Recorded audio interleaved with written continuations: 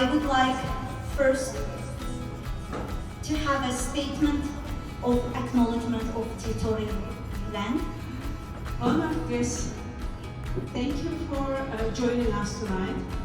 And it is a pleasure to welcome to everyone, you guys, to the Azerbaijani Women's Sports Center's 20th anniversary, as well as a celebration of International Women's Day. Pleasure to be here today as we celebrate the incredible work of the Azerbaijani Women's Support Center. Founded in 2005 by Dr. Nazila Iskandarova, AWSC has grown from a small initiative into a powerful organization that uplifts and supports women and families in Canada and around the world. What started as a vision to promote equality and empowerment has now become a driving force for change in our communities in these last 20 years. At its core, AWSC is all about helping women thrive. Through community engagement, access to important resources, and a variety of social, educational, and cultural programs, this organization has created real opportunities for women to grow, overcome challenges, and build brighter futures. What I love about this organization is that they don't simply help Azerbaijani women, but other women in the community as well. AWSC offers essential support and guidance to women and children, giving them the tools they need to become independent and successful. The center works closely with community members, partners, and service providers to ensure women and families are informed, connected, and able to support one another. AWSC. I would like to extend a heartfelt welcome to all of you. Welcome and thank you for coming and joining us tonight. Thank you. Today we celebrate the strength, resilience, and incredible achievements of women all around the world. On this International Women's Day, we honor the contributions of women who continue to inspire and make the world a better place. Happy International Women's Day, everyone, every woman in the world. Let's take a moment to recognize the women who inspire, change, challenge the boundaries, and uplift others. Let's stand together to support and uplift the voices and rights of women everywhere. Wishing a joyful International Women's Day to all the incredible women shaping our world. Let's continue the journey towards equity and empowerment. Thank you. And also, as we know that such a beautiful day of Ramadan, by the way, Ramadan Mubarak, it is an honor to gather with all of you today as we continue this holy month. May Allah's mercy and blessings fill our hearts and homes. May this month bring you peace, blessings, gratitude, and joy. Let us come together to reflect, pray, and share in the spirit of generosity and kindness. Amen. My name is Gila Marto. I'm the city councillor for Thornhill. And Thornhill is split in two, half in the Vaughan side and half in the Markham side. And I know that a lot of people here aren't necessarily from York Region, so I try to give a little bit of education when I speak. Really what I want to say is International Women's Day is not just about celebrating women. It's about recognizing the fact that women have a lot of responsibilities, partly because they take on a lot of responsibilities. They're mothers, they're grandmothers. Nowadays you see lots of great-grandmothers, daughters, granddaughters, great-granddaughters, sisters, colleagues. So really the theme for me on International Women's Day is to remind women to be supportive of women. Because historically, women did not naturally support each other. They were very competitive. But now women have careers, women are educated, and it's important that with that we grow, we call it camaraderie in English. That means comrades, that we support each other. So it doesn't matter what our age, what our jobs, where we live, where our ancestors are from, what languages we speak.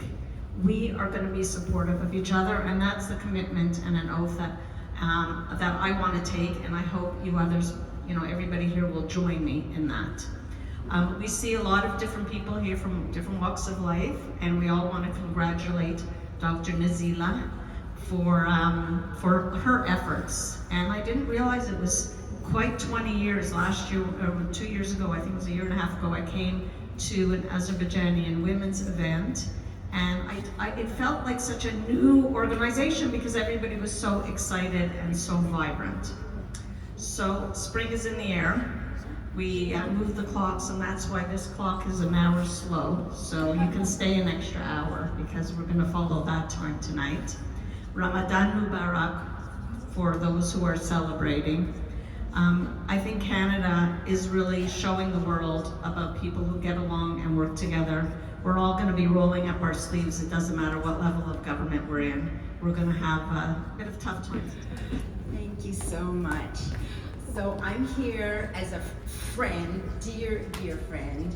I'm here as a woman, and I'm here as a huge fan of this phenomenal organization with these brilliant, dedicated, and astounding women. So I am thrilled.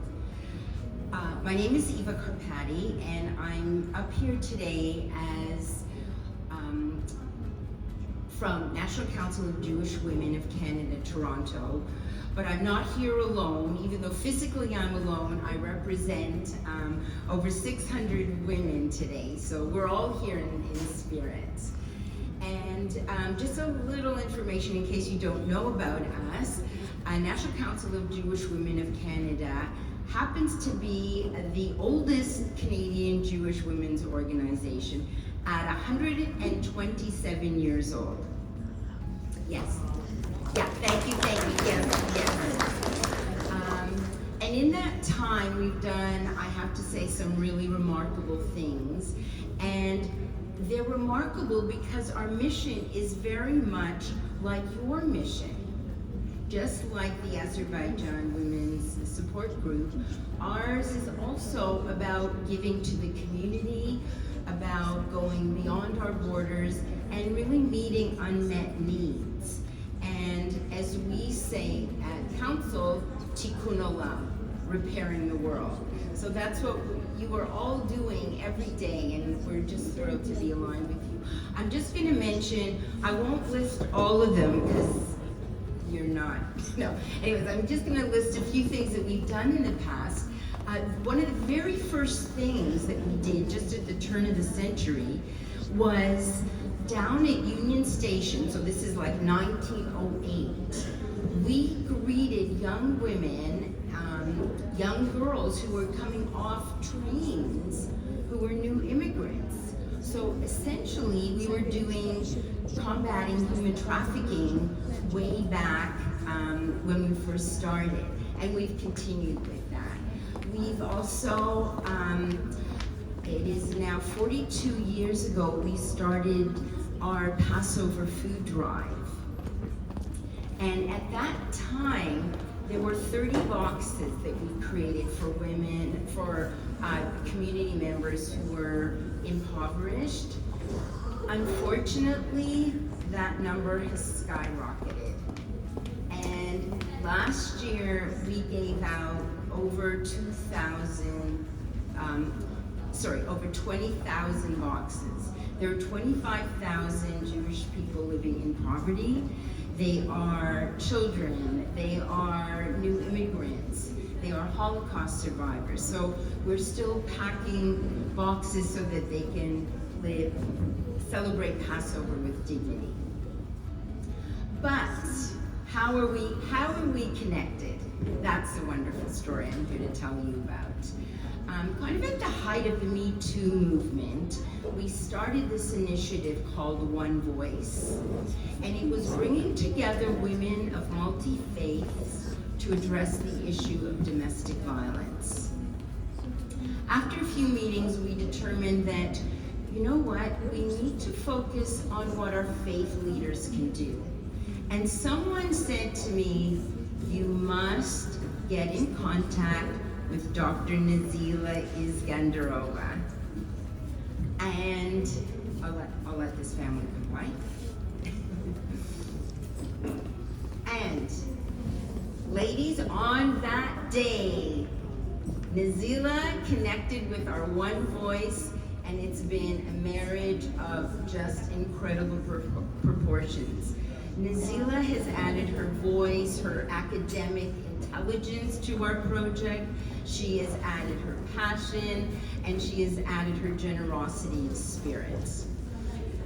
With that, as you know, women are not isolated. We don't work in a vacuum.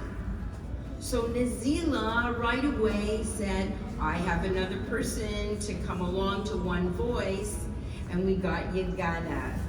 So that connection has grown, and I am proud to say that last year in the spring, we produced Faith Leaders on the Front Line, responding to domestic violence in our communities. We're so proud of this booklet, and I don't know, ladies, if you all know, but you have contributed to producing this. The Azerbaijani Women's Support Center has not only put their heart and soul into this, but financially has helped us. So this is a testament to our connection and the incredible things that we can do together. So I'm really proud of this. I happen to have 10 copies here if anybody would like, and it is online. So I'm going to offer that to you. But also just that we've continued our connection because we also, I wear another hat, and that is as national, I'm also VP of the National Council of Jewish Women of Canada, not just Toronto, and we have a very strong anti-Semitism community. And we're working really hard on combating racism, combating hate, and really how can we build those bridges? And it's only through working together, through understanding each other. And Nazila has been an important part of that.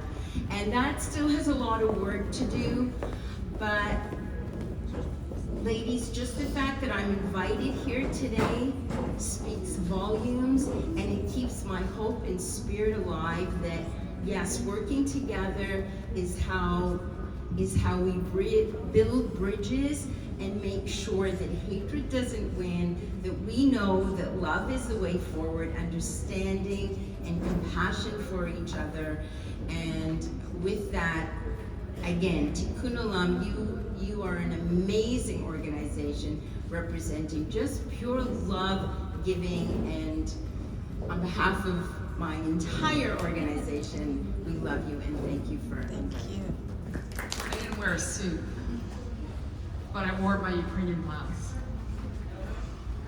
Good evening. As you've heard, my name is Darcia Moskva-Bredke. I am the National President of the Ukrainian Women's Association of Canada, the oldest Ukrainian women's organization in Canada, as we are 99 years strong. We celebrate 100 years next year. I am Canadian born of immigrant parents. I was brought up Ukrainian in a North American world. Let me tell you, it wasn't easy. My upbringing included intense knowledge of everything Ukrainian. We were taught history that was never offered in Canadian schools. The privilege of living in Canada shielded us from conflict, war, and oppressive regimes, which never directly affected us, but our parents and leaders ensured that we were not naive. In 1991, I experienced my parents' tears of joy when Ukraine attained her independence, and together with my children, we celebrated. On the night of February 23rd, 2022, February 24th in Ukraine, I attended a Zoom meeting of Ukrainian Canadian organization with Justin Trudeau, the Prime Minister of Canada, Chrystia Freeland, the Deputy Prime Minister, plus others. At this meeting, we were informed that indeed Ukraine was going to be attacked by Russia.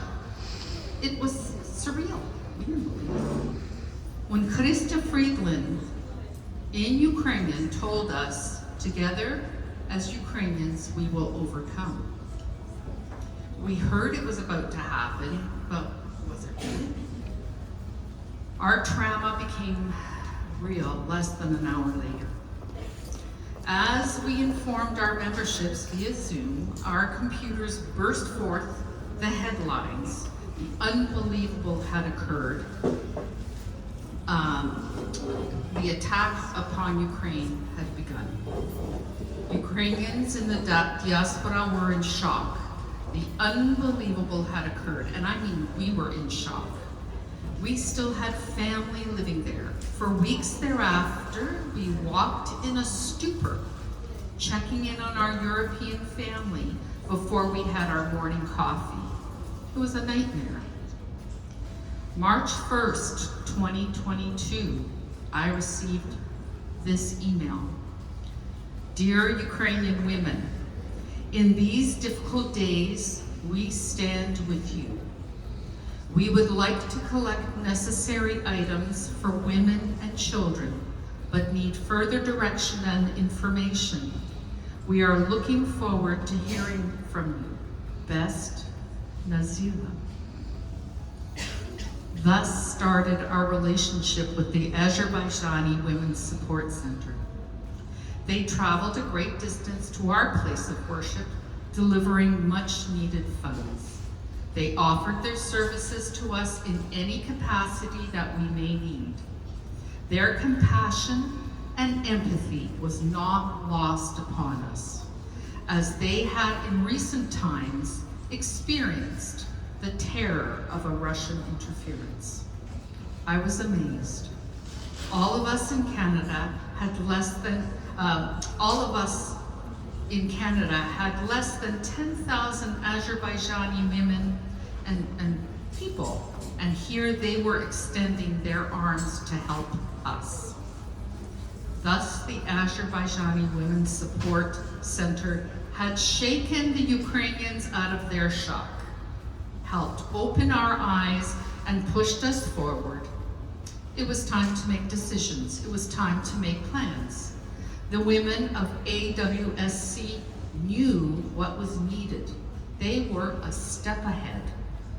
Indeed, their donation was the very first which was received by our organization.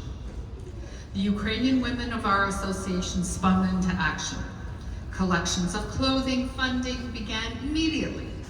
The opening of immigrant-only free stores popped up with free household items, furniture, clothing, and so on. Partnering with Canada-Ukraine Foundation, Ukrainian Canada Congress, the Red Cross, organizations provided kiosks at major airports to assist and welcome the Ukrainians, speaking their language, providing the tools and guidance for immediate lodging and personal needs. Immediately, over a period of a few months, 210,000 women and children arrived directly from Ukraine to Canada. The need of assistance was dire. Some came with only the shirts on their backs. Women from every walk of life arriving in both remote rural areas to densely populated urban areas, from Newfoundland through the territories and across the country into BC. Professionals, educated people, not educated people, housewives, not that they weren't educated, farmers, young students, and more, not possessing the language skills required to adequately enter a French-English country. But they did.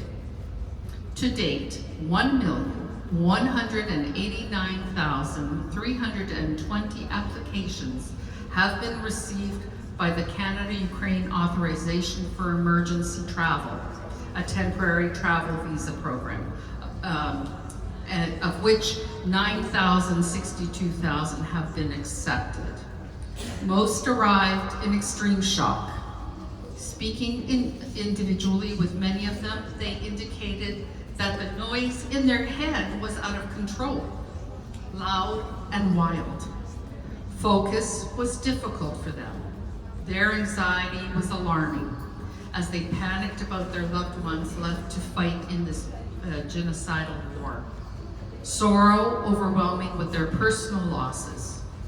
No words could soothe them, but hearing their language helped. As many of you know, Canada is a difficult place to settle. For many, it seemed as if they had attained their dreams. These dreams soon to be shattered by the reality of North American life. Mental disabilities, rules, laws, requirements to lifestyles of the Ukrainians. The incoming immigrants flooding our communities, our churches, our schools.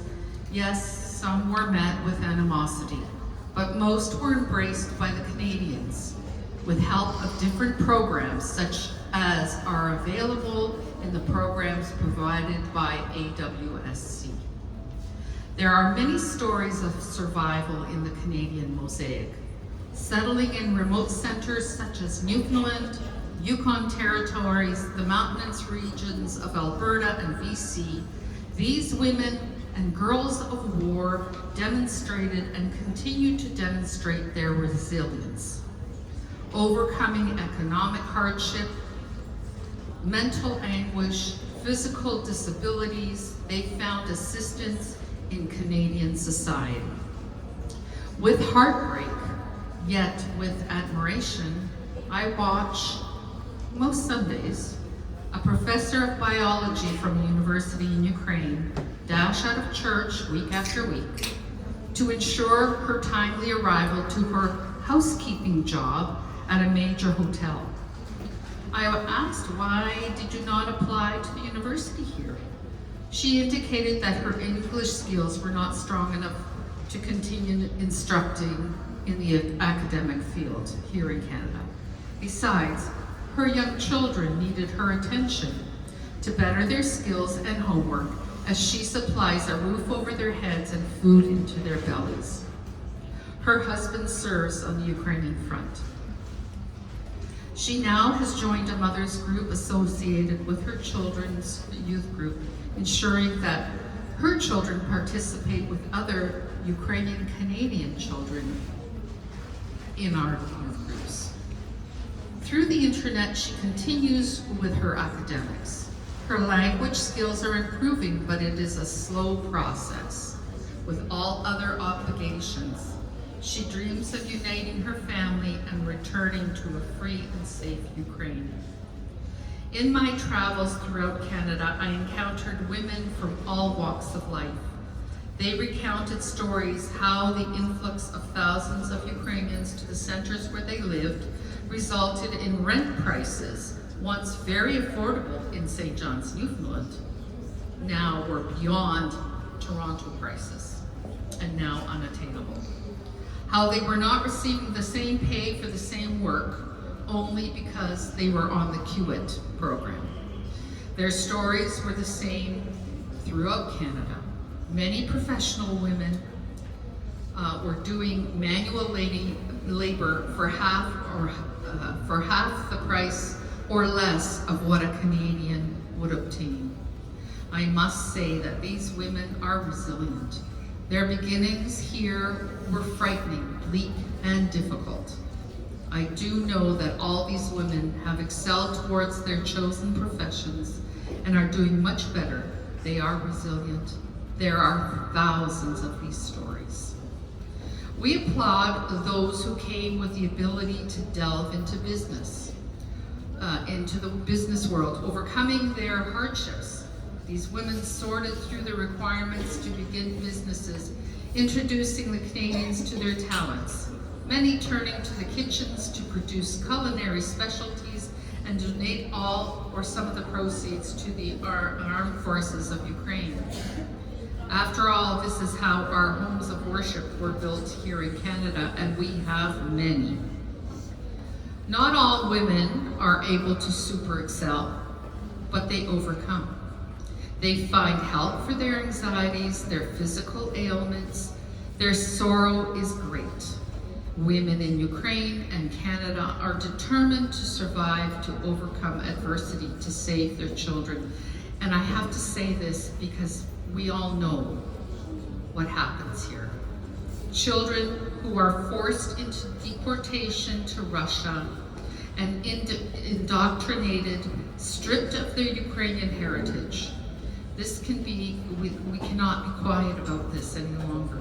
Since 2022, over 700,000 children have been involuntarily transferred. This is criminal and it must stop. But I digress. We read and are made aware of women in Ukraine who are currently serving in the armed forces of Ukraine. There is no mandatory military draft for women, yet currently there are over 62,000 women serving, of which 45,500 hold military positions. This is the largest ever recorded of serving women in the world. With unwavering determination, this is the largest ever recorded of serving women in the world. Many have been killed, their physical challenges into triumph of this human spirit. Even the brave struggle, reminding us that acknowledging our mental health challenges does not diminish our strength. It reveals our humanity. With continued support, determination, and courage, life's most daunting obstacles can be overcome and finding new purposes are possible. I congratulate the Azerbaijani Women's Support Center for 20 years of service. Your dedication to the well-being and empowerment of all women through the community, engagement, information, resources, social, educational, and cultural activities transcending your own immediate community, reaching out and assisting those in need, regardless of who they are, all to produce positive change. Thank you. Congratulations to the Azerbaijani Women's Support Center on your 20th anniversary. You know, you are one of the most accomplished group of women I've ever met. I remember a long time ago, I'm with the Canadian Council of Muslim Women, and I don't know how many years ago back it was, Nazila, when you helped us organize a performance by the Azerbaijani Women's Orchestra at one of our events. So we have been closely allied with Nazila and her friends who are here for many years, and we have a great admiration for the work you do for women. It was International Women's Day yesterday, and one of the fundamental things that I've learned about women, when they come together, they achieve amazing things. You know, there's so much solidarity among women in this room and beyond, and it's through women that we actually see change happen.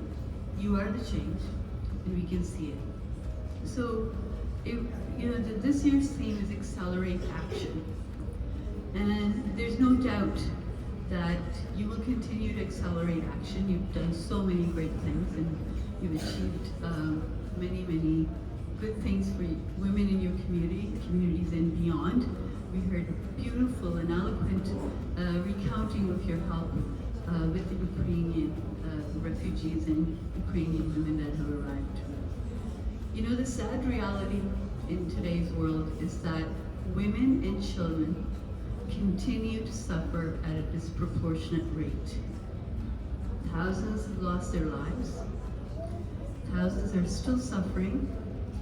And one area where we can collaborate, and we continue to collaborate, is on the issue of violence against women and children. Particularly violence or gender-based violence, which, by the way, does not belong to a particular community, a particular class, a particular race. Unfortunately, it's an epidemic, especially intimate partner violence.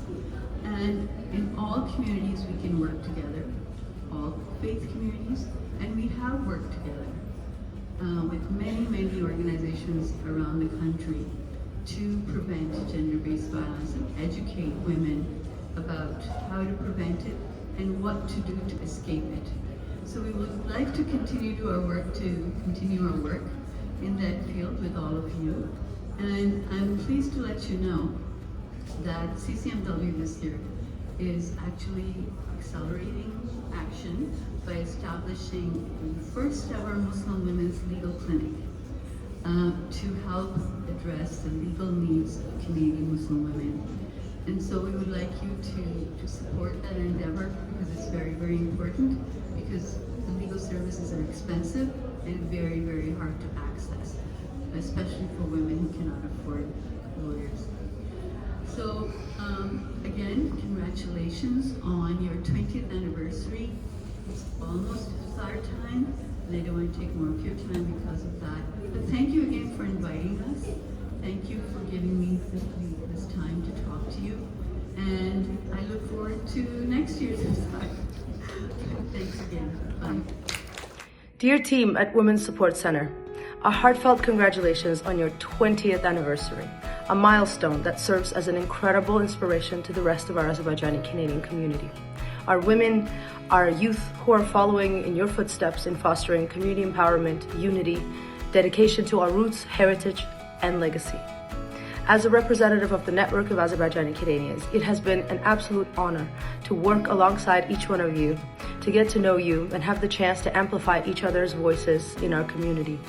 Thank you for the crucial support you've provided to countless women and children of all faiths and backgrounds over these many years. You're an example of true interfaith harmony and diversity that lives in our community. We could not be more proud. Congratulations once again, Tabrik.